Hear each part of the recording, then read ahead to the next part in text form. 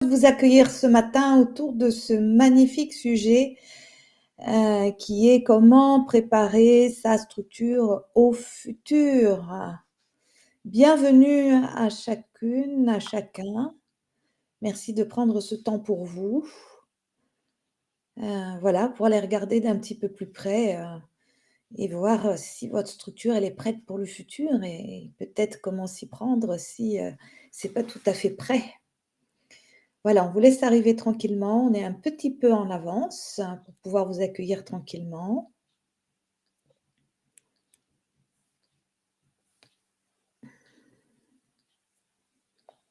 Alors, pendant que les uns et les autres se connectent, on est très intéressés, Christophe et moi, par savoir qu'est-ce qui fait écho avec le sujet de cette conférence du jour. Qu'est-ce qui vous a motivé à prendre ce temps pour venir écouter ce webinaire ce matin? Comment ça vous parle ce sujet? Voilà, on est très intéressés à voir vos retours. Bonjour Thierry, Mmh. voilà. Bonjour, Bonjour bonjour Thierry. et donc voilà, on a à cœur que vous puissiez nous mettre dans le chat,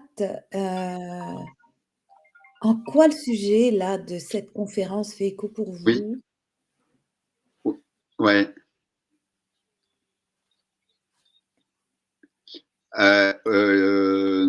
moi non, mais en fait, il faut aller sur l'événement, je crois.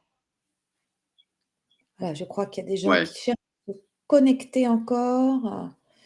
On se laisse ouais, quelques c'est ça, ouais, ouais, instants. ouais, merci. Voilà, on voit que les uns les autres sont en train d'arriver. Tant que vous arriviez à entrer sur la plateforme. En fait, c'est ce qu'on se disait avec Christophe, vous avez été nombreux. Bonjour Camilla, ravie de te retrouver ce matin ici dans ce bel espace. Bonjour Camilla. Superbe. Ah ouais, nous sommes très heureux de te retrouver là ce matin Camilla, superbe. Voilà, on voit que vous continuez à arriver tranquillement donc voilà, Christophe et moi, c'est ce qu'on se disait, c'est qu'on était intéressés par savoir en quoi le sujet de ce matin, il fait écho avec vous, en quoi c'est une priorité pour vous aujourd'hui, parce qu'on a à cœur aussi de répondre à qu'est-ce qui est la clé pour vous, quelles sont les questions que vous vous posez et comment on peut vous donner des éclairages ce matin, hein. C'est ça notre sujet à Christophe et moi ce matin avec vous. Alors, on va reposer, quelle est notre intention, hein, parce que j'étais déjà presque en train de vous le dire, c'est de pouvoir aborder ensemble la question de la prospective en entreprise et avec trois thèmes clés, on va dire, ce matin. C'est quoi les difficultés majeures quand on veut rentrer dans cette dynamique, de prospection, de prospective plutôt? Pourquoi, en fait, se lancer dans cette démarche et puis comment s'y prendre? Une fois qu'on a clarifié le pourquoi y aller, comment faire tout cela et avec un enjeu, qui est, ben oui, de voir est-ce que mon entreprise, elle est prête pour le futur? Et si c'est non ou pas tout à fait, ben de vous proposer des solutions par rapport à ça. Voilà, donc bienvenue à tous, ce matin. Allez, on démarre Christophe, on laissera les gens continuer d'arriver, ce matin tranquillement, mais on va aussi honorer ceux qui sont à l'heure. En en en sachant, effectivement, comme le disait Dan, qu'on laissera, enfin qu'on va, avoir des temps d'échange durant voilà, sur les trois grandes parties, qui sont précisées ici et qu'il y aura évidemment aussi un temps d'échange qui est très important pour nous, en en fin de cette présentation. Ouais, absolument. Merci Christophe d'avoir précisé cela. C'est vraiment important l'interaction et qu'on puisse aller au bout du questionnement qui est présent ce matin. Bonjour Eric, bienvenue à Bonjour toi. Eric. Voilà. Donc, on a 2 questions. La première, je l'ai souligné tout à l'heure, en quoi ce thème a fait écho avec votre problématique actuelle, votre priorité numéro 1. Et la deuxième question, qu'on a pour vous ce matin, c'est de quoi avez-vous besoin pour qu'on puisse y répondre? Alors, Thierry, OK. Alors, on veut bien que dans le chat, pour qu'on puisse, répondre avec le plus de clarté possible, que vous mettiez Q1, c'est ma réponse et Q2, telle est ma réponse, hein. Q1, c'est voici en quoi ça fait écho. Q2, c'est voici mon besoin. Comme ça, on pourra revenir tranquillement dans le déroulé de notre conférence, Christophe et moi, pour pouvoir répondre, le plus loin possible, à ce qui est présent ce matin. Voilà. Alors, Thierry nous dit qu'il prépare le futur en cherchant un travail épanouissant et puis s'investir dans un projet avec du sens. Ah, ça, c'est quelque chose qui revient beaucoup à l'heure actuelle, hein. S'investir dans quelque chose qui fait du sens, et pouvoir être en capacité de proposer un cap, heu, à l'entreprise aussi qui fait du sens. Bah, c'est une jolie perspective ça, en effet, Thierry. Allez, on vous laisse nous mettre tout ça dans le chat et pendant que vous nous écrivez qu'on prend tout ça en compte. Ah bah, Eric, c'est merveilleux. Si tu as besoin d'une fresque du futur, nous allons pouvoir combler ton aspiration sans problème. Merci à toi de mettre ça dans notre chat. OK, super. Alors, je vais vous présenter, mon invité de ce jour, Christophe Pouilly, qui est vraiment, lui, un expert, hein, sur le sujet qu'on aborde ensemble ce matin, et c'est la raison pour laquelle, bah, je suis ravie qu'il soit avec nous. Voilà, et c'est aussi une grande expérience du conseil en entreprise, que ce soit en termes de stratégie de développement, stratégie de communication, tout ce qui touche à la transformation et la prospective. Voilà, et Christophe, du coup, à ce titre, est également associé et cofondateur de la Fabrique du Futur Co. Il est vice-président exécutif, donc il est aux manettes aussi de toutes ces questions. Vous voyez, c'est intéressant parce que dans nos profils respectifs, on a cette double approche de pouvoir à la fois prendre de la hauteur, porter des visions, et en même temps faire des choses plus opérationnelles, pour pouvoir rester en contact avec, le terrain, la réalité qui bouge tout le temps. Voilà, et puis Christophe est aussi un merveilleux formateur, et d'ailleurs quand on parlera de la fresque du futur, voilà, il l'anime avec brio. Voilà, et donc dans ses cordes à son arc, il a toute l'initiation à la prospective et puis plus loin encore, pouvoir accompagner les uns les autres sur la prospective des grandes transitions. Est-ce que Merci Dan, je n'aurais pas dit mieux. Ah, écoute, merci Christophe pour ton retour. Et votre serviteur ce matin, ben, moi je suis vraiment une visionnaire dans l'âme, hein, depuis, depuis toujours, quelque part, à l'écoute des signaux faibles dans une société. Et je manque vraiment, du coup, sur cette capacité de vision pour ensuite passer en phase action. Moi, j'aime beaucoup, je suis une grande pragmatique, mettre tout ça dans la matière, voir comment on œuvre autour de ça dans les organisations et avec quelque chose qui est extrêmement transverse, qui est la relation. Voilà. Et bah, je m'appuie en fait sur une longue expérience entrepreneuriale, une grande expérience de l'accompagnement des dirigeants. C'est quelque chose qui m'a beaucoup nourrie, le fait d'avoir travaillé avec des décideurs installés sur les 5 continents. Et c'est ce qui m'a amenée à fonder en fait la fondation du 3e millénaire, à être le mentor du dirigeant et avoir rejoint récemment, la Fabrique du Futur en tant qu'administratrice, voilà, j'y suis arrivée. Voilà, donc c'est avec tout cela qu'on va vous accompagner, Christophe et moi ce matin. Et alors peut-être vous vous posez la question, mais pourquoi est-ce qu'on la co-anime, cette conférence? Ben parce que, entre la Fondation Troisième Millénaire et la Fabrique du Futur, on partage une vision du changement.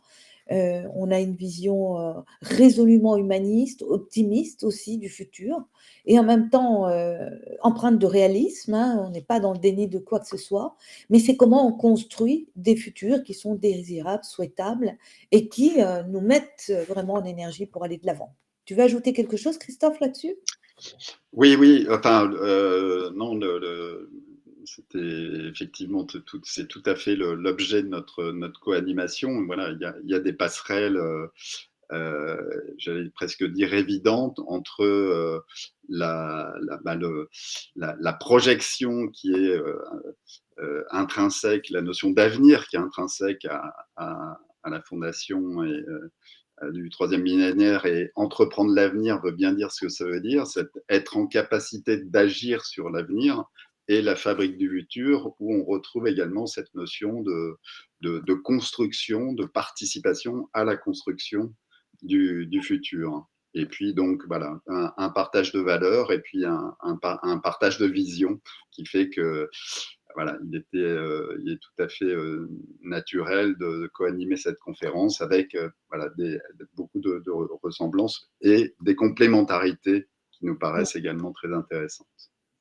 Oui, j'aime beaucoup là ce que tu soulignes, parce que c'est vrai que on est très enclin à mettre en évidence toute cette diversité, hein, toute cette belle complémentarité, qui apporte des couleurs différentes et des angles d'approche finalement, qui permettent, à ceux que nous accompagnons d'aller plus haut, d'aller plus loin avec, finesse et puis souplesse, à la fois.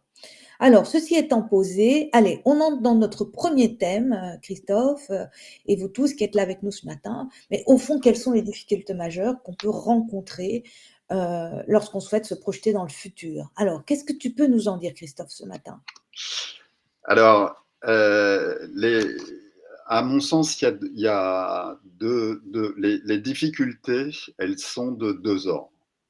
Elles sont à la fois externes et à la fois internes. Externes à la structure, c'est le monde si particulier dans lesquels les structures évoluent aujourd'hui. Bon, les acronymes ne manquent pas pour le qualifier, hein. Tout le monde connaît évidemment l'acronyme VUCA. Je ne sais pas si parmi les participants du jour connaissent celui de l'acronyme BANI, qui est un acronyme qui est sorti plus récemment. BANI pour dire, c'est le brittle de fragilité, le A de anxieux, le monde anxiogène dans lequel on vit. Le N, c'est pour dire le non linéaire, la difficulté à établir des,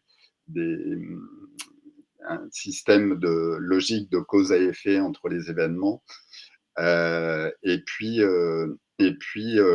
incompréhensible d'autre part. Et au sein de la Fabrique du futur, pour qualifier ce monde, il y a aussi un acronyme qu'on revendique, qui est celui de VIBE.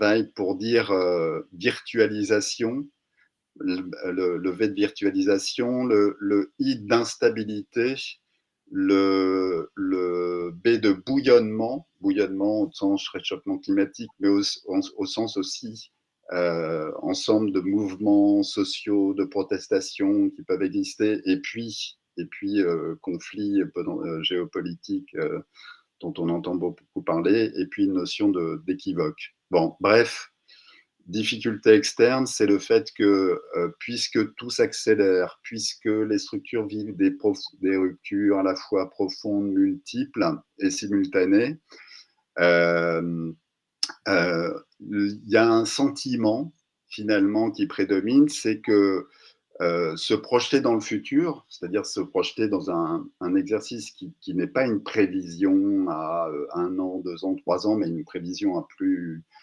long terme, c'est un exercice au mieux théorique ou au pire impossible. Donc première difficulté, comment se projeter dans cet environnement-là, donc au niveau externe. Et au niveau interne, bon, bah, c'est le constat que y a très peu, voire pas du tout de direction de prospective qui sont directement intégrées au COMEX, au comité de direction des structures. Le département prospective, le directeur ou la directrice de la prospective, elle est souvent rattachée soit à la stratégie, soit à l'innovation. Elle n'a pas forcément beaucoup de moyens, donc une difficulté pour les structures à réellement se donner les moyens de se doter d'une prospective et d'une capacité de projection du futur à la hauteur de ces enjeux. Alors c'est important ce que tu dis là, Christophe, parce que quand ça rentre pas, en fait, déjà dans l'organigramme, on va dire, afficher clairement que ça ne fait pas partie des idées clés d'un comité de direction, c'est vrai que ça dilue considérablement toute cette dynamique prospective, en fait, quelque part. C'est comme si on la mettait un cran en dessous, comme si préparer notre futur, c'était pas si important que ça, finalement. En message souterrain, bien entendu, on ne se le dit pas de cette façon-là, mais à l'arrivée, quand même, c'est ce que ça produit. Oui, exactement. Et pourtant, effectivement, il y a aucune structure ne peut vivre durablement au jour le jour. C'est-à-dire que c'est finalement une vision du futur, c'est indispensable à toute structure et voire même à toute activité humaine. Donc voilà, il y a un paradoxe ici C'est ça. qui est important. Oui, alors ça, c'est très important ce que tu soulignes, parce que du coup, ça, c'est quelque chose sur lequel on se relie pleinement. C'est-à-dire, comment est-ce qu'on se donne un cap, hein, Thierry disait tout à l'heure, trouver le sens. Ben, la vision, elle donne le sens, hein, finalement, à l'action. Et en même temps, elle permet de garder de l'agilité, à laquelle on est aussi très attaché pour rester en lien avec tout ce qui est mouvant au fur et à mesure, tout ce qui peut débarquer dans le panorama et qu'on n'a pas pu imaginer au moment où on a formalisé sa vision. Donc la prospective, c'est comment est-ce que ça va nous donner cette capacité à faire ce va-et-vient entre une vision claire qui donne le cap et en même temps oui, une flexibilité, enfin, j'aime pas beaucoup ce mot, mais la capacité à être souple, finalement, dans l'action au fur et à mesure. Oui, et tout à fait. C'est-à-dire qu'on va le voir dans la prospective, par exemple, la notion d'imprévu, Mhm. elle est extrêmement importante. Mais Oui. finalement, on peut également se préparer à l'imprévu, paradoxalement. Donc, mais à condition de bien prendre en compte les phénomènes d'imprévu qui peuvent impacter C'est ça. le futur de sa structure. Superbe. Alors, ce que je te propose, Christophe, parce que Mehdi nous dit dans le chat les acronymes, je te propose de remettre dans le chat les acronymes que tu as Oui, utilisés. Voilà, en sachant qu'on aura un replay, si vous voulez revenir tranquillement dessus, ce sera aussi tout à fait possible pour vous. Voilà, puis si vous avez envie d'approfondir, parce que c'est vrai que ce matin, on porte à votre connaissance un certain nombre de choses, un certain nombre d'ancrages pour vous permettre d'aller plus loin derrière. Merci, merci beaucoup, Christophe. Alors, si vous permettez, déjà, comment ça résonne pour vous, là, ce point des difficultés majeures? Est-ce que vous vous y retrouvez? Alors, Camille a dit, est-ce que vous avez quelques slides avec les acronymes? Alors, on n'a pas souhaité vous encombrer de choses ce matin, juste les poser, faire une synthèse, parce que c'est vrai qu'on a 1 heure hein, ensemble, et plutôt laisser de la place aussi à vos questions derrière, plutôt que voilà, mettre trop d'informations qui circulent dans tous les sens, qui risquent de saturer le cerveau et de nous faire perdre le fil au fur et à mesure. Donc, du coup, par contre, s'il y a des choses sur lesquelles vous souhaitez qu'on revienne, on le fera très, très volontiers avec Christophe dans le jeu des questions-réponses. Alors, voilà, si c'est OK pour vous, on progresse un peu et on va vers notre deuxième thème qui était la question du pourquoi. Bah oui, finalement, ça sert à quoi cette histoire hein quel est le bénéfice à se lancer là-dedans? C'est ce qu'on va aller regarder ensemble. Voilà. Pourquoi se mettre à se projeter avec un horizon de temps qui se définit? Alors souvent, vous entendez parler 2030, 2040, parce qu'effectivement, bah, voilà, il y a aussi des législations autour de cela. Mais ce qui nous intéresse plutôt ce matin, voilà, c'est pourquoi ou pourquoi pas. Hein. OK. Alors, Christophe, qu'est-ce que tu as envie de nous dire là-dessus? alors, Alors oui, Mehdi précise pourquoi ou en un mot ou en deux Oui, mots. ou en deux. Ah Bonne oui, question, bonne oui. question, Mehdi. Alors je dirais que c'est la réponse, on va essayer de la faire sur ces deux dimensions, c'est-à-dire par rapport à quel objectif euh, et, euh, et les causes à se projeter. Avec un élément important ici, qui est cette notion d'horizon daté. C'est-à-dire que effectivement, notamment quand on parle de projection dans le futur, derrière le futur, on a une acception qui peut paraître extrêmement large. Finalement, c'est quoi le futur? C'est quand le futur? Alors, comme je le disais tout à l'heure, hein, la prospective, ce n'est pas de la prévision.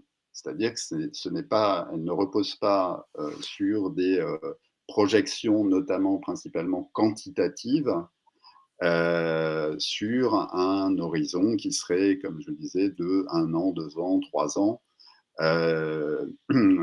où là, effectivement, on va être extrêmement cadré dans sa projection. On va être plus dans le domaine de la prévision. La prospective, on est dans des caps qui sont des caps de plus ou moins moyen terme, qui peuvent être au moins plus de 5 ans, 10 ans, 15 ans, et 20 ans et plus si affinité. Hein, la prospective, comme le disait son inventeur Gaston Berger, hein, au milieu des années 50, c'est à la fois c'était la science de l'homme avec un grand H, de l'homme à venir, et l'étude des futurs possibles. Il avait ces deux ancrages-là. Alors, cette projection, donc, l'importance d'avoir un horizon daté, donc 2030, 2040 ou plus, à notre sens, a 3 avantages. Le premier avantage, c'est d'abord de se fixer un cadre de projection. Hein, c'est presque comme un peintre, avant de commencer un tableau, il a le format d'un tableau qui va avoir un impact sur son œuvre. Donc, on a un cadre. C'est ensuite, élément extrêmement important, c'est pouvoir s'appuyer sur l'analyse de grandes tendances. Notamment les fameux mégatrends qui font l'objet d'études, d'analyses qui elles-mêmes sont datées. Vous avez des études qui portent sur un certain nombre de phénomènes, je vais y revenir, sur 2030, sur 2040, sur 2050, il y en a même qui vont jusqu'à 2100. C'est-à-dire quand on fait de la prospective, on ne part pas de rien. Il y a des anticipations qui existent sur l'évolution du monde autour de grands phénomènes. Hein. Alors, il y a évidemment celui de la démographie, qui sont des tendances extrêmement lourdes qu'on peut anticiper, qu'on peut mesurer. Il y a celui de l'urbanisation, il y a celui de la technologie, il y a évidemment, comme tout le monde le sait, l'impact des changements climatiques, qui sont des projections, hein, qui vont, comme les travaux du GIEC par exemple, jusqu'en 2050 et voire même plus. Nous, on a identifié au sein de la Fabrique du Futur environ 150 études prospectives qui analysent ces évolutions. Donc, et qui nous permettent, quand on projette une structure à justement un horizon donné, de mieux cerner l'environnement dans lequel, par rapport aux grandes tendances que j'ai précisées tout à l'heure, la structure va devoir évoluer. Et puis, en parallèle, on mène un certain nombre de travaux de recherche dans différents domaines qui nous permettent aussi d'asseoir nos projections, encore une fois, sur des horizons donnés. Et puis, le troisième avantage, je dirais que c'est en fait, le fait d'avoir une projection à une date précise, c'est une capacité à mettre en situation des structures dans un environnement donné. Et ça aide notamment beaucoup les exercices de projection, parce qu'on va pouvoir scénariser des situations. C'est un peu comme voilà, un acteur ou une actrice qui va avoir besoin à la fois d'un décor, de costumes, d'un rôle pour se mettre dans son personnage et pour pouvoir l'exprimer. Et ben, le fait d'avoir cet horizon daté, justement, elle permet de se mettre en situation, de se mettre dans le rôle d'une structure à un temps donné. Et si on n'a pas de date précise, on a beaucoup plus de mal à le faire. Vous voyez, c'est riche, hein. C'est comment on aborde les choses autrement, comment on se lance vraiment dans une démarche profonde, à la fois aussi de recherche, de développement,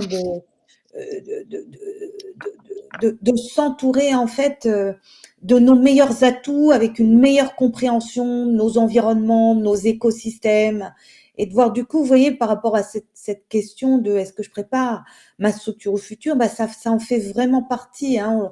On le voit bien dans ce que tu partages là, Christophe, aujourd'hui. On joue pas Madame Irma, hein, c'est pas du tout le sujet. Hein. C'est pas notre propos hein, ce matin, qu'on soit clair. On lit pas dans la boule de cristal, tout ça, ça n'a rien à voir. C'est au contraire comment on se met dans une démarche à la fois. J'aime bien ce que tu disais avec le peintre, c'est à la fois très créatif et en même temps très scientifique à la fois. Hein, et c'est comment on Oui. allie justement l'innovation, la science et un élargissement de notre champ de notre champ de connaissances et de compréhension, on ouvre à 360 degrés quelque part.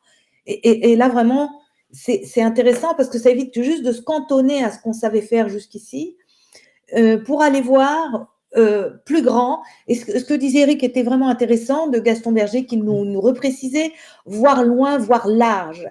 C'est le large qui nous intéresse beaucoup ici. Donc, en fait, se projeter, voir loin pour voir large. Hein. Et du coup, on est vraiment dans une démarche comme Einstein le proposait là, ici, à cet endroit-là. C'est comment on se l'applique. Merci, Christophe, de nous avoir précisé ça. C'était vraiment fondamental. Alors, vous pouvez nous mettre dans le chat comment vous réagissez à ça, c'est cette question du bénéfice finalement. C'est pas juste on va perdre son temps en se mettant autour d'une table. C'est comment on prend son futur en main aussi quelque part. Comment on se le dessine à partir d'une meilleure compréhension de son environnement, du fonctionnement des écosystèmes et du coup de l'homme au milieu dans ces écosystèmes et les structures, les organisations. Donc, on est intéressé à voir comment ça vous parle. Mettez-nous dans le chat ça. Comment ça, voilà, ça résonne. Et puis, pendant qu'on vous lit dans le chat, parce qu'on a toujours, nous, un petit décalage avec vous, on va passer au thème numéro 3, qui est du coup, OK, on a vu les difficultés dans un premier temps, on a regardé le pourquoi, et maintenant, on va aller regarder le comment faire tout ça, comment se projeter, à un horizon daté. Donc, du coup, on a 3 sous-questions. La première là-dessus, hein, Christophe, c'est comment on s'y prend concrètement? Par où on démarque? Comment on fait? Qu'est-ce que tu peux nous dire là-dessus? Alors, comment se projeter sa structure à un horizon daté? On commence par choisir la date de cet horizon. C'est-à-dire qu'on ne se projette pas en 2030 comme on se projette en 2040, en 2050, voire en 2100. Euh, la vision long terme, par exemple, à plus de 30 ans, c'est une discipline particulière de la prospective qu'on appelle la futurologie, une experte du sujet au sein de la fabrique du futur, et ça fait appel à des ressources et à des méthodologies de projection qui sont bien particulières. Donc voilà, en fonction de la date de projection, on va avoir une méthode de projection, une méthode de prospective qu'on va adapter. Donc, je choisis la date d'horizon à laquelle je veux me projeter. Ensuite, cette projection, à notre sens et au regard de l'environnement que j'ai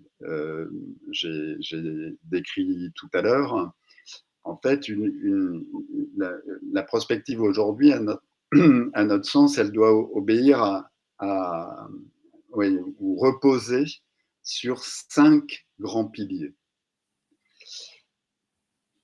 Indépendamment de la dimension documentée, approche rationnelle, hein, que je soulignais tout à l'heure. Hein. Alors, premier pilier qui nous paraît extrêmement important, c'est celui d'une prospective qu'on appelle la prospective collaborative. C'est-à-dire, plus un environnement est incertain, plus j'ai intérêt à intégrer un collectif dans la réflexion sur ma projection. L'objectif, c'est de mettre des ressources diversifiées, des savoirs de nature différente, des énergies multiples au service de ces projections. Dans l'objectif, on va le voir, que ce soit des projections qui soient réellement motrices parce qu'on aura intégré dans cet exercice de projection un ensemble de ressources. On en parlera, on rentrera dans des exemples un peu plus tard. Deuxième dimension, deuxième pilier aujourd'hui qui me paraît critique, c'est ce qu'on appelle la projection ou la prospective éthique. Aujourd'hui, on ne peut plus se projeter une structure sans considération d'effets environnementaux, humains et sociétaux. Sans avoir conscience que les décisions qu'on va prendre aujourd'hui vont faire le monde demain et qu'elles vont engager la responsabilité de celles et ceux qui la prennent. Donc, on a, voilà, nous, on fait souvent poser les questions aux structures. Quelles sont les décisions que vous allez prendre aujourd'hui et qui auront un impact, donc, en fonction de la projection souhaitée en 2030 ou en 2040, dont vous serez potentiellement fiers, et quel type de projection on pourrait, la génération d'après pourrait vous reprocher. Voilà, c'est vraiment cette dimension d'éthique, de responsabilité qui aujourd'hui doit primer sur ces projections. C'est intéressant ce que tu dis. Dans ce que tu dis, c'est comment est-ce qu'on réintègre la question des générations futures dans sa réflexion, qui est quelque chose qui a été complètement occulté, oublié ces dernières décennies, en fait, où on a pris des décisions. Voilà. Et c'est comment on réintègre aussi la question du temps long dans notre organisation, hein, ce que tu dis là. Ça ne fait pas que comment ça impacte dans la durée aussi.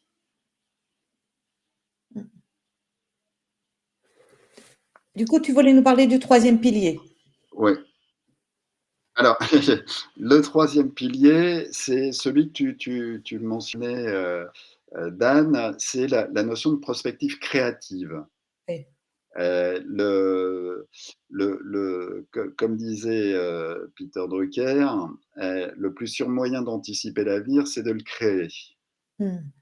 Et il y a aujourd'hui des techniques de projection dans le futur. Je pense au design fiction, je pense au design de prospective, des techniques qui ont beaucoup évolué, qui s'avèrent très, très performantes et qui vont permettre justement d'avoir des projections qui sortent des sentiers battus, de développer les imaginaires, de générer des idées novatrices, et d'avoir, d'explorer une gamme étendue de futurs possibles. Donc, mettre aussi la créativité au service de ces projections. Quatrième pilier, la prospective, la dimension systémique de la prospective. Un des grands enjeux aujourd'hui, on a vu les différents phénomènes qui sont susceptibles d'impacter le futur d'une structure. C'est important de prendre conscience de l'interaction qu'il peut y avoir autour de ces phénomènes. Et c'est important de prendre en compte l'ensemble de la palette de ces phénomènes. Des phénomènes géopolitiques, des phénomènes technologiques, des phénomènes sociétaux, des phénomènes, on va y revenir peut-être un peu plus tard. Bref, il y a un ensemble de catégories de phénomènes qu'il faut savoir prendre en compte parce qu'en réalité, même si on peut imaginer ne pas être acteur ou seulement subir certains de ces phénomènes, c'est important de comprendre l'interaction qu'il peut y avoir entre eux. Et enfin, le cinquième pilier, c'est une prospective qu'on a, nous, au sein de la Fabrique du futur, qualifiée d'éduc-actrice. Mmh. Dans le sens où il y a de fait une culture du futur qui est finalement assez faible, voire très faible dans les structures. Et donc, il est important de participer à l'acculturation des Mmh. structures, justement, au phénomène du futur, voilà, d'aider les structures à bien comprendre les différentes composantes du futur, de développer les capacités d'anticipation, de compréhension en cours, voilà, à la fois des structures et bien sûr des personnes qui composent ces structures. On est très proche de l'UNESCO dans à la fois sa vision, mais aussi sur des dimensions plus opérationnelles, autour d'un programme qui s'appelle la littératie future de l'UNESCO, qui considère que le futur, c'est finalement une compétence, une matière, comme les mathématiques, le français, qui s'enseigne. Et donc, voilà, c'est important qu'il y ait cette acculturation et cet enseignement-là qui puisse se développer au sein des structures. Parce que pour nous le futur, c'est évidemment une matière qui a de l'avenir. Bah oui, mais oui. Alors juste une chose Christophe, je ne sais pas si c'est chez toi, mais il y a des moments où ça lag, où la connexion est pas à 100%. Est-ce que Ah, tu peux alors, est-ce que tu peux juste est-ce vérifier? que, Et dites-nous dans le chat comment c'est pour vous, parce que je perçois, il y a des moments où ça se ralentit. OK, c'est ça, hein, Thierry? OK, oui. Donc c'est chez toi, Christophe, qu'il y a ta connexion parfois est incertaine ah, et on te perd un alors petit peu. ouais, Sylvie confirme que c'est ça. Je j'ai voulais juste peut-être eu un, vérifier, à quel endroit c'était. Alors pendant que Christophe vérifie sa connexion, ce que je vous propose, heu, c'est qu'on regarde ensemble, hem au fond, voilà, je vous a posé tout à l'heure la question de l'écho, de la priorité pour vous, de ce sujet de la démarche prospective et on vous propose, ah coucou Bernard, génial que tu sois là, parfois quelques mots échappent. Bah oui, c'est bien ce qui me semblait. Donc du coup, voilà, vous nous ferez savoir quand ça va être de nouveau, Christophe est en train d'opérer. On va regarder vos questions. Et la deuxième question qu'on vous adressait, c'était où est-ce que vous en êtes et de quoi vous avez besoin pour préparer votre organisation au futur.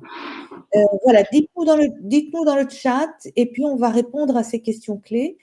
Voilà, pour que vous tiriez le meilleur bénéfice de ce temps que vous vous donnez. Alors, on vous écoute dans le chat.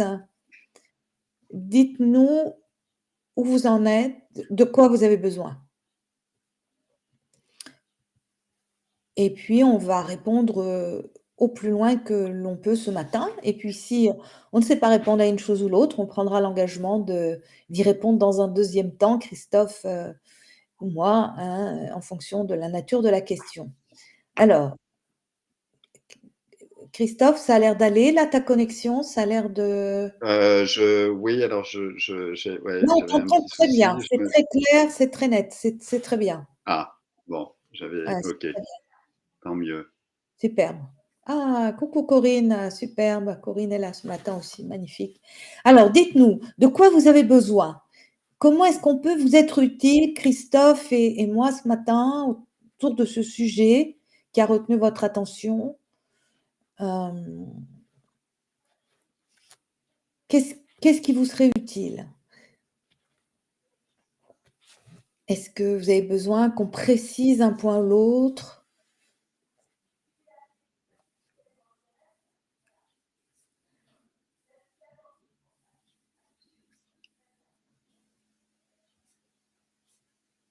Alors, la connexion est bonne, elle est revenue.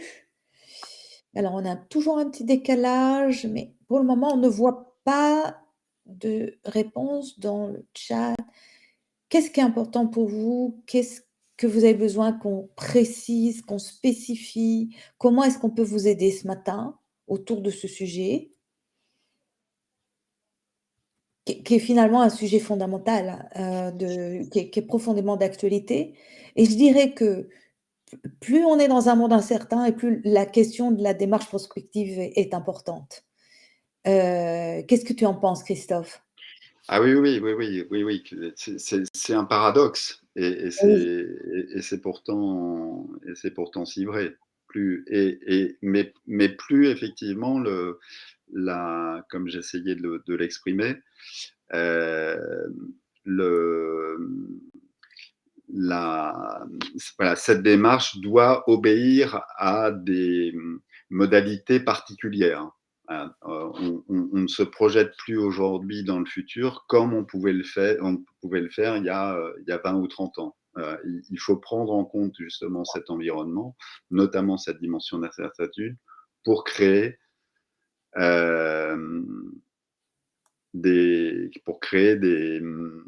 justement des conditions de projection à la mesure de cet environnement. ouais, c'est exactement ça et justement, on est en pleine gestion de paradoxes à l'heure actuelle et tu le disais tout à l'heure, il y a une question de collectif à embarquer dans sa démarche. Parce que précisément, ça permet, d'avoir, une multiplicité d'angles et de compétences pour pouvoir, regarder plus près ces paradoxes et faire émerger des nouvelles solutions qui nous échappent, si on reste chacun dans sa compétence, 1re. Donc, je là, tu as touché un point fondamental. Alors, une question qui se pose là, Christophe, c'est est-ce que tu aurais un exemple, une illustration d'une entreprise avec lequel voilà, vous êtes entrés, vous avez accompagné une démarche prospective, et peut-être nous en parler. Est-ce que tu peux faire ça, Christophe? Oui, alors dans les structures, notamment qui tentent d'avoir justement l'approche à la fois systémique, enfin, dont je voulais parler. Alors, il y a une, alors il y a quelques exemples, notamment aux États-Unis. Google est notamment un acteur qui très rapidement a euh, une vision justement très, très large de sa propre projection. Et ça s'est traduit notamment, hein, ils sont passés du moteur de recherche à l'identité, aux empreintes génétiques, hein, donc à l'ADN, et je passe le développement de l'automobile autonome, etc., etc. Donc voilà, c'était une appréhension globale du futur qui les a amenés justement dans l'expression du champ des futurs, une expression très large du champ des futurs possibles, C'est et qui ça, l'a amené derrière justement à une diversification de l'activité ouais, ouais. extrêmement forte. Euh, en France, alors je ne peux pas citer le nom De l'entreprise.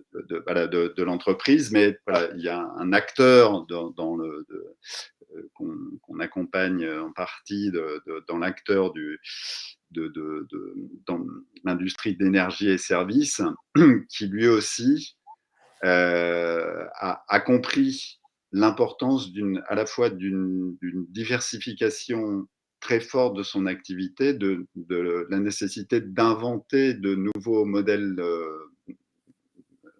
d'affaires, d'organisation, et notamment de passer, par exemple dans le domaine de l'énergie, non plus seulement à la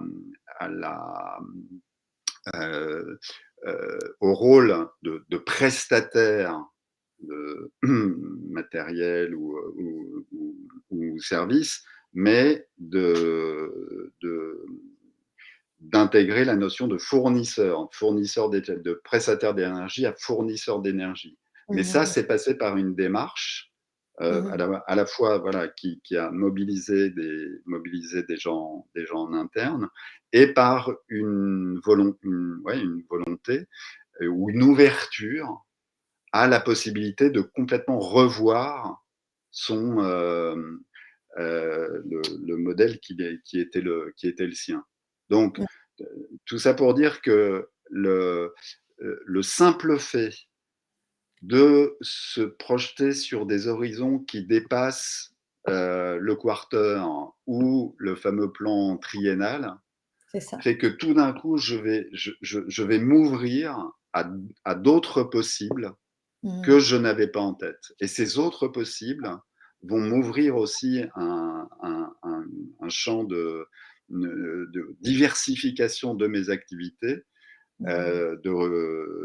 remise en cause potentielle de mon modèle qui est extrêmement important. Donc c'est déjà cette phase de prise de conscience de la possibilité que le futur de ma structure s'exprime autrement, qui est extrêmement important. Ben oui, et en fait, tu réponds à la question posée par Eric, comment motiver une équipe de direction à le mener du guidon? Mais en fait, c'est une question de pérennité de sa structure aujourd'hui. Ça se pose en l'état. C'est aussi radical que ça aujourd'hui. Et voilà, dans les exemples, moi, je voudrais citer ce matin l'exemple de Pocheco, qui est sur un marché des enveloppes, hein, les enveloppes papier. On écrit beaucoup moins. Donc, c'est pas un marché en évolution, c'est un marché en déclin. Et donc, la démarche prospective a été de dire, il est nécessaire qu'on se projette et qu'on regarde qu'est-ce qui se passe pour voir si, du coup, à l'arrivée, la question de la viabilité de notre organisation se pose ou pas. Et donc, ils étaient prêts en fonction de la démarche prospective de dire, OK, si on s'aperçoit que du coup,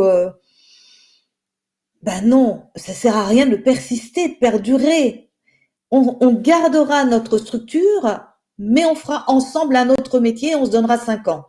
Vous voyez ce que je veux dire?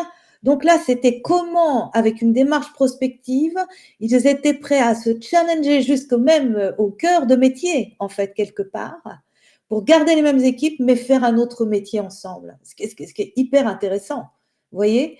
Donc aujourd'hui, je dirais que c'était très courageux parce qu'ils sont allés très loin, en fait, en termes du positionnement de l'organisation, mais ça a été extrêmement motivant et salutaire parce que finalement, la démarche prospective a conclu que, euh, voilà, ils pouvaient continuer avec ce métier, mais en faisant des choses autrement. Vous voyez? Donc, du coup, ça donne des ingrédients majeurs. Donc, on n'est pas on n'est pas dans ce qu'on a appris dans nos écoles de commerce et de management il y a 30 ans. On faisait des plans complètement, on faisait de la prévision à l'époque, on faisait pas de la démarche prospective finalement. Et tu l'as très bien dit au début de cette conférence, c'est pas la même chose. Là, on parle vraiment d'autres, voilà, on se positionne à un autre endroit et, et j'aimais beaucoup que vous reparliez, Eric et toi, c'est quoi l'essence de la prospective avec Gaston Berger qui le posait très clairement dès le début finalement. Et je crois qu'il faut avoir de la clarté là-dessus. Et c'est donner une chance, vraiment, une opportunité à nos structures que de se lancer dans une démarche prospective. Et là, on n'y perd pas son temps, au contraire. On va gagner beaucoup de temps et d'énergie à l'arrivée. Et sans s'enfermer, parce que c'est souvent la crainte qu'on a. Les comités, enfin voilà, c'est ah ouais, mais on va être enfermé dans une boîte, on ne pourra pas en changer. Non, tu l'as très bien dit, Christophe. On fixe un cap. On fixe un cap. C'est pas une Et boîte dans laquelle effectivement, on trouve un cap et comme je le précisais, vraiment, voilà, on élargit son champ des possibles, son c'est champ ça. des futurs possibles. C'est ça. Alors que le court terme vous enferme de manière évidente. Exactement, dans ce qu'on a toujours fait de la même façon et sans créativité, parce que tu l'as aussi très bien souligné. C'est-à-dire, c'est comment on reconnecte aussi avec une vraie créativité, de réelles innovations. Parce que parfois, l'innovation dans les structures, c'est ploum-ploum, hein, c'est très faible, en fait, quelque part. Donc, du coup, c'est vraiment aller chercher ses meilleurs atouts en se lançant dans une démarche prospective. Alors, du coup, Eric disait, ben voilà, moi, vous voyez que au fond, se lancer dans une démarche prospective, c'est entrer dans une véritable culture du changement qui est adaptée aux enjeux tels qu'on a pu les clarifier à un moment donné. C'est du coup comment on se donne cette possibilité de concilier, de remettre finalement, de réemboîter des choses qui semblaient opposées, contraires, de valoriser des différences. Euh, Tu parlais de diversité des profils tout à l'heure, de jouer avec les paradoxes, hein, c'est ce qu'on a dit tout à l'heure, de stimuler cette créativité, de vraiment la pratiquer, cette agilité dont on parle beaucoup, mais on ne la pratique pas forcément avec aisance et tout en gardant le cap, hein. C'est tout ça les bénéfices concrets en fait. C'est comment on la fait vivre cette culture de changement. Et pour reprendre la question d'Éric tout à l'heure, comment motiver un comité de direction, bah souvent les comités de direction, ils ont envie d'initier des changements, ils se retrouvent avec de la résistance. Pourquoi? Parce qu'il n'y a pas assez de sens dans l'histoire, parce que le cap n'est pas clair finalement, et que du coup sa communication, eh ben, derrière s'en ressent. Et nous, c'est la raison pour laquelle finalement on a fondé cette fondation du troisième militaire pour remettre de l'unité qui fait qu'ensemble on crée une société, un monde meilleur. Et tu parlais tout à l'heure, bah, certes pour nous, mais aussi pour les générations futures. Et là, on se raccorde aussi avec comment fonctionnent, je dirais, des peuples racines qui ont toujours pratiqué ça. C'est ce qui a assuré leur pérennité, alors que pourtant il leur est arrivé beaucoup de malheurs au fil des millénaires, on va dire quelque part, hein, parce que ça se positionne de cette façon-là. Euh, voilà, donc c'est comment est-ce qu'on formalise, on déploie cette culture de changement. Et tu insistais bien tout à l'heure sur les enjeux, tu parlais de l'éthique tout à l'heure, Christophe, hein. Et c'est vrai qu'aujourd'hui, et puis de toute façon, tout va nous l'imposer aussi, même si on n'a pas très envie au travers des législations qui s'imposent de plus en plus à nous, de prendre en considération les enjeux à la fois écologiques, environnementaux, sociaux, technologiques, bah, de notre temps, hein, et économiques, bien entendu. Voilà. Voilà. Et donc, tu disais très bien, et ça, c'est ce qui nous rejoint, hein, la Fabrique du Futur et la Fondation, c'est cet esprit lab, hein, où à la fois on garde un cap et on expérimente des choses, on apporte de la nouveauté, on innove et on fait des propositions nouvelles. Et ce qui nous amène à travailler sur les dimensions, tu as très bien dit, parce que finalement, la prospective nous amène à travailler sur la question de l'acculturation. J'aimais beaucoup, hein, cette éduc-actrice, hein, cette prospective éduc-actrice. Je trouve ça fort, je trouve ça très très beau, cette terminologie, cet aspect recherche et développement à remettre finalement au-dessus, comme une priorité d'un comité de direction. Et puis, vraiment de se positionner dans cette dynamique d'interdépendance à l'international, parce que je veux dire, ces dernières années, tout nous a montré qu'on est quand même fortement interdépendants les uns des autres, hein. Voilà. Et donc, comment on fait ça ensemble? Eh bien, on a réfléchi et mis au point un certain nombre de processus et d'outils pour actionner cette culture du changement. Et voilà, ce qu'on vous propose un peu aussi comme un point de départ de tout ça, c'est la fresque du futur dont tu vas nous parler, Christophe, et puis aussi de la fresque du parcours de l'entreprise consciente parce que, et régénératrice. Vous voyez que ça a été en filigrane de nos échanges aujourd'hui, c'est comment est-ce qu'on élargit son champ de conscience? Comment est-ce que vraiment on se le donne, ce panorama à 360 degrés, et non plus courir comme des chevaux, hein, sur la ligne du cheval de course, là, avec des œillères où on voit même plus que peut-être on a changé les gradins, qu'il n'y a plus personne dans les gradins, que peut-être il s'est passé plein de choses et qu'on ne les a pas vues parce qu'on avait juste les œillères. Alors Christophe, tu veux bien nous parler de la fresque du futur pour nous mettre Ah, en mouvement? alors, ouais, je vais en parler très rapidement. Donc, la fresque du futur, c'est un atelier d'intelligence collective de type Serious Game pour justement s'acculturer aux principales composantes du futur et projeter une structure, un domaine d'activité ou une thématique sociétale à l'horizon donné dont je évoquais tout à l'heure. Concrètement, ce qu'on va faire, c'est que le futur, on va l'explorer à travers l'exploration justement de 10 catégories différentes qui vont de la culture et croyance à la partie environnement, technologie, économie. Alors, il y a des choses qui ont sauté en dessous, mais vous avez la partie réglementation, la partie prenante, la partie sociétale et la partie justement imprévue. Donc, vous avez 10 catégories et vous allez explorer le futur de votre structure à travers ces 10 catégories. Et si on va à la slide suivante, voilà, vous avez ici les 10 catégories. avec les différentes sous-thématiques qui vont affecter à chacune de ces catégories. Donc, je ne vais pas rentrer dans le détail ici, mais le principe, c'est vraiment, voilà, c'est évidemment, vous imaginez bien que ces 10 catégories ont été bien réfléchies.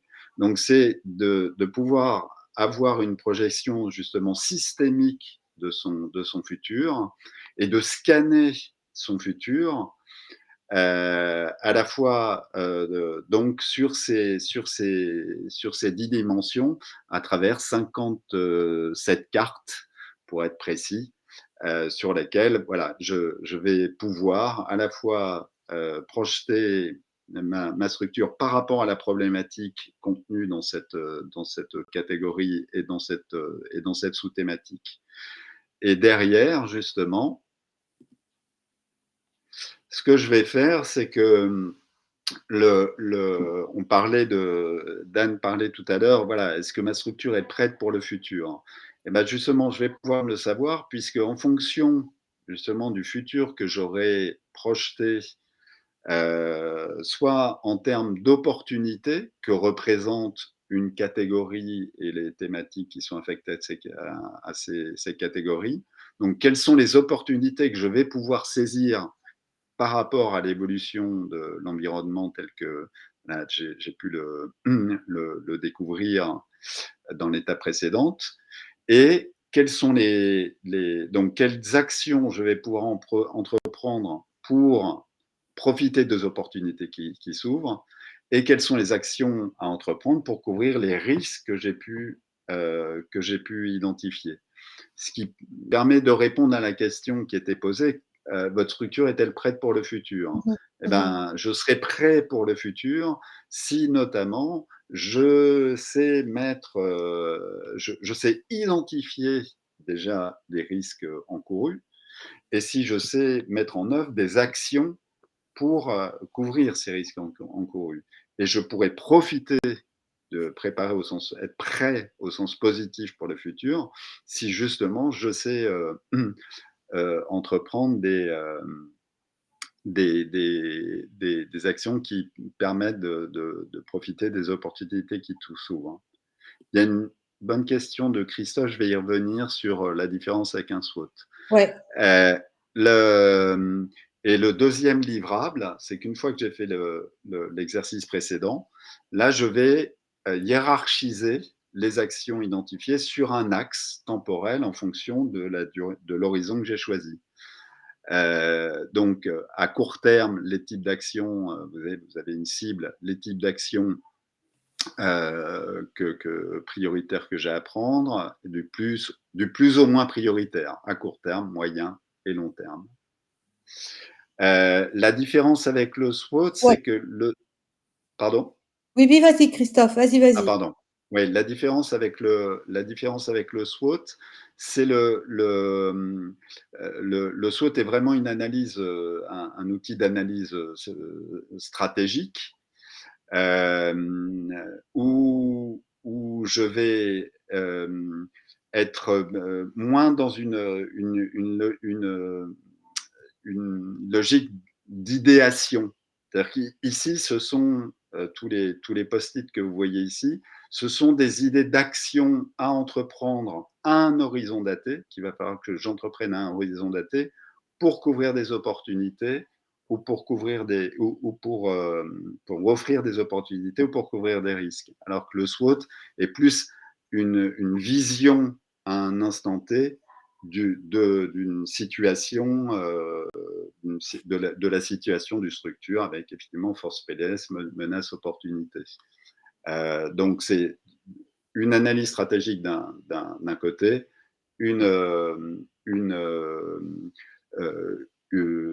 des idées d'action et de projection à travers la fresque du futur.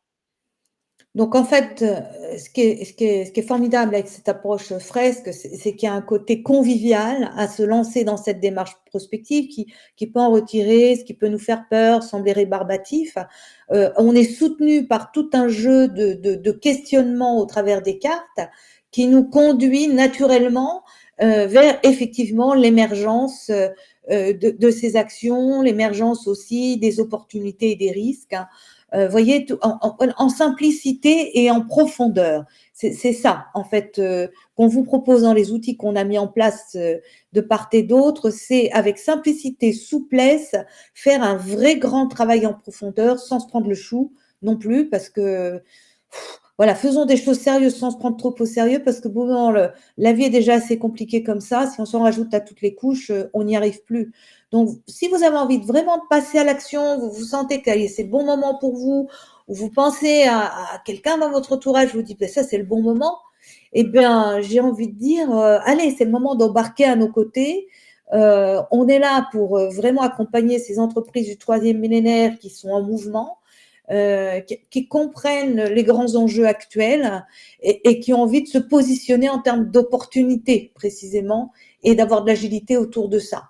Donc, on sera très heureux de vous en dire plus. On a conscience qu'en 1 heure, on peut pas tout dire, qu'il y a sûrement encore 1001 questions. Mais en revanche, vous pouvez prendre rendez-vous, hein. Voilà, je vous ouvre mon agenda. Et puis, on se fera vraiment un plaisir moi, je me ferai un plaisir de vous accueillir, de vous écouter et de voir qu'est-ce qui est important pour vous, et qu'est-ce qui serait le plus adapté pour vous au stade où vous en êtes. Voilà. Et puis, parce que précisément, euh, tant la Fabrique du Futur que la Fondation du Troisième Millénaire, où on travaille vraiment main dans la main, hein, les uns avec les autres, on a à cœur d'être au plus près de vous et de vous booster par rapport à vos priorités et ce qui va faire la différence pour vous et pour votre structure dans la continuité, avec de la légèreté. Voilà, donc vous pouvez prendre rendez-vous. Là, je vous montre avec ma souris. Vous pouvez cliquer ici, accéder à l'agenda, et ce sera avec grand plaisir vraiment de vous accueillir pour avoir un temps un peu plus vaste, un peu plus large, et puis un peu plus individuel aussi, ce qui est important pour chacun d'entre vous. En tout cas, Christophe et moi, on vous remercie de ce temps que vous avez pris. Mmh. Moi, je vous invite aussi à vous remercier vous-même d'avoir pris le temps autour de ce sujet que j'espère que vous avez compris qu'il est clé. Et puis, ben, on aura l'occasion voilà, de vous en dire davantage au-delà de cette conférence. Christophe, tu veux dire un mot pour Mmh. conclure? Et ben, remercier également tous les participants, te remercier, Dan, également, de m'avoir convié à cette masterclass, espérant voilà, avoir éclairé justement l'avenir participer à éclairer l'avenir des participants. Eh bien, excellente journée à tous et à très M- vite, ici ou là. Merci beaucoup. Merci à tous. Merci. Au revoir.